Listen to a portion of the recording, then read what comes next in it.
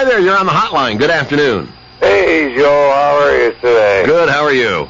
Well, I called for one reason, but let me get this off my chest for the previous caller there, Middle Class Mike. It's to the point of ridiculous with him calling up about the city government and Jeff Graham. He has an agenda. It's so obvious. He's had it since the beginning. Well, no, he didn't call up about Jeff Graham and... No, but he usually does. Well, today he was on a different topic. I mean, the man is passionate. He is passionate, and he is well-versed, and he may have a partisan streak going down. I mean, that's when he first started calling, he kept saying that he was looking for a Democrat to run against Jeff and all that. I mean, it's ridiculous. Well, now you have the airwaves. What ridiculous thing would you like to say? Last night, I had a knock at the door, and this happened to me last year or the year before. This guy is trying to tell me he's from the Public Service Commission, and he wanted a copy of my electric bill. And I said, listen, you have to go. He's trying to switch people for electric suppliers. And he was so aggressive. I said, listen, you have to go. You can't be on this property. I'm ordering you off. And I said, now I'm up to 4 times. Just leave. He says, you can't tell me to leave. I said, if you had an appointment to visit somebody here, it would be a different story. And he told me he had an appointment with a person next door who I talked to and told me that was a lie. My wife had a similar experience. This was about 10 days ago.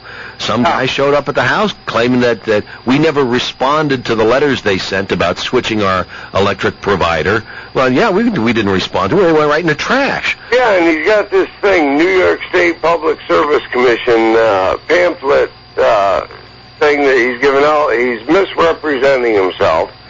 So I called the police because this happened before, and I'm not positive, and I don't have a computer, so I can't look it up, but I thought that we passed legislation that said that they couldn't do that. What happens is they switch you over to a different power supplier, and the delivery stays the same. That's National Grid. Right. But they switch you over to a different power, and you have 3 days to cancel. And if you don't cancel in that 3 days, it's $250. I haven't heard about this in the power supply. I remember years ago when all of a sudden you could get your phone service from whoever you wanted to get your telephone service from. The same type of thing. Right, and there were some really nasty ones, like to be an entry coupon where, let's say you could win a Caribbean trip. So right. You fill out this entry form. Well, the fine print said, by entering this, you authorize them to switch your phone carrier. Right. Yeah, they call that slamming. And I'm pretty sure that last year it went to the legislature and we banned it. And what the police told me was, as long as he had a permit, he was allowed to do it. And the city manager actually gave this guy a permit. And he's wearing shorts. He's physically intimidating. Luckily, I mean, I was able to hold my ground, but if I was an elderly person or somebody who wasn't on the ball, I would have fell for it. And then to give them that kind of information that you can get off your electric bill. Oh, I know. So they went to see if they could find the guy, but I just want to warn people, you cannot... The delivery charge is the most expensive part. Yeah, they are. Because they cannot compete. We get on our electric, we get hydropower. And it's, you can't get any cheaper than that. As New York State residents, we're allowed, a break because of the hydropower.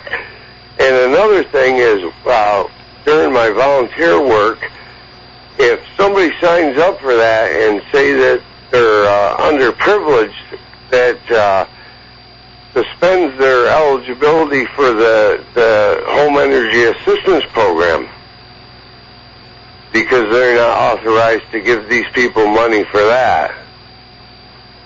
Hey, well, I appreciate the warning, and I'm glad you brought that up. People need to know. Somebody comes walking around your door demanding to see your electric bill and everything else. Show them the dog. Oh, I'm telling you, I came real close to grabbing a hold of the guy and physically throwing him out. He would not take no for an answer. Well, sounds like a hotline caller. Oh, yeah. It was bad. I mean, bad enough that I had to call the police.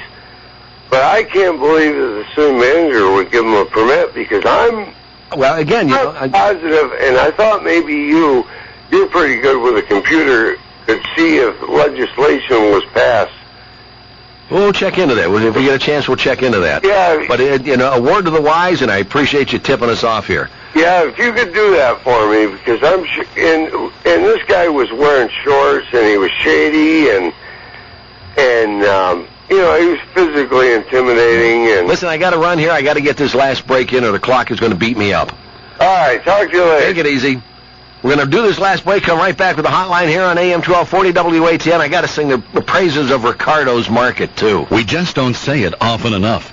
Thank you for listening to